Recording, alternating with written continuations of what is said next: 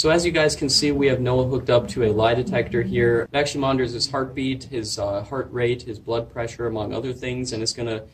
And I just want to emphasize that these lie detector tests are not 100% correct, but I think it'll give us a basis to base our evidence and everything else on.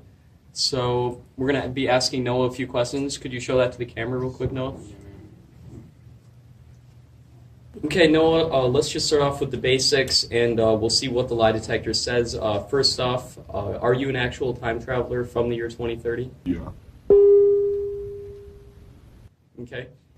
Again, we will be taking a look at the results of this lie detector after the video is over, so I'm excited to see what it says. Now we're just going to be taking a look at some of the more common questions that people ask you. So Noah, a lot of people ask us if you have any actual evidence that you are a time traveler. Yeah, so I have no physical evidence besides the thing that's in the list and, predictions, but I'm not sure if I can give them due to a paradox.